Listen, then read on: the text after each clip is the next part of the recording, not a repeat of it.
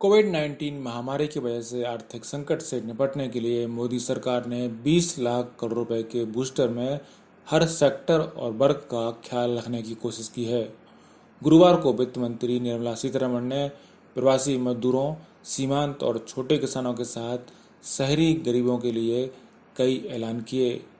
PM Modi ने भी tweet करके कहा कि इससे गरीबों को लाभ मिलेगा। इस आत्मनिर्भर भारत पैकेज की घोषणा में प्रवासी मजदूरों को 2 महीने मुफ्त राशन, 10 से कम कर्मचारी वाली कंपनी को ईएसआई की सुविधा, अफोर्डेबल रेंटल आवास, रेहड़ी पटरी वालों को क्रेडिट सुविधा और शिशु मुद्रा लोन शामिल है।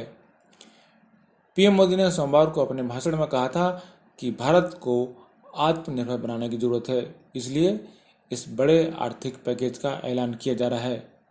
वित्त मंत्री निर्मला सीतारमण द्वारा बृहस्पतिवार को घोषित की गई राहत एवं कल्याण घोषणाओं की सराहना करते हुए भाजपा के राष्ट्रीय अध्यक्ष जेपी नड्डा ने कहा कि इनसे गरीबों और समाज के कमजोर वर्गों के प्रति प्रधानमंत्री नरेंद्र मोदी की संवेदनशीलता जाहिर होती है।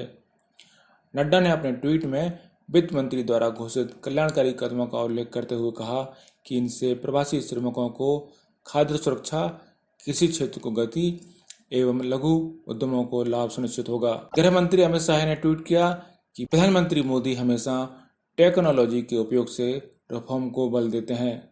One nation one ration card योजना से मोदी सरकार ऐसे प्रवासी परिवार जो अन्य राज्यों में राशन का लाभ नहीं उठा सकते, उनकी मदद करेगी। इससे सभी प्रवासी लाभार्थी अपने नज़दीक राशन की दुकानों से राशन ले पाएंगे। वहीं शिवसेना ने प्रधानमंत्री नरेंद्र मोदी द्वारा अर्थव्यवस्था को पुनर्जीवित करने के लिए 20 लाख करोड़ रुपए के पैकेज पर सवाल खड़े करते हुए कहा कि क्या भारत अभी आत्मनिर्भर नहीं है।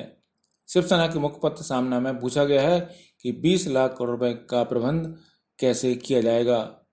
पार्टी ने अपने मुखपत्र में कहा कि एक ऐसा माहौल तैयार करने की जरूरत है जहां उद्योगपतियों, कारोबारियों और बिजनेस क्षेत्रों को निवेश करने के लिए प्रोत्साहित किया जाए।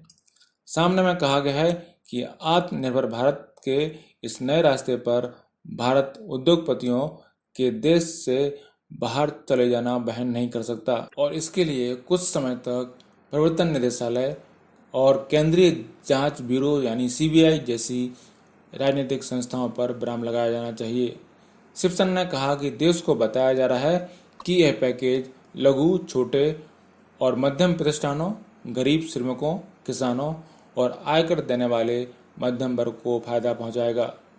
मराठी भाषा में प्रकाशित होने वाले सामना में कहा गया कि केंद्र सरकार के अनुसार यह पैकेज 130 करोड़ भारतीय लोगों तक पहुंचेगा और देश आत्मनिर्भर बनेगा। क्या इसका मतलब है कि भारत मौजूदा समय में आत्मनिर्भर नहीं है?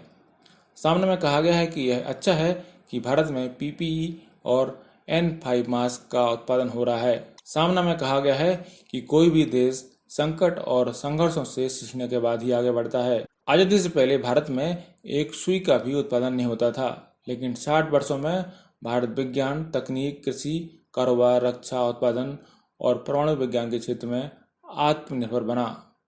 सामना में कहा गया कि भारतीय आयुर्विज्ञान अनुसंधान परिषद जैसे संस्थान पीपीई किट के निर्माण में मदद कर रहे हैं, जो कि आत्मनिर्भर भारत का हिस्सा है।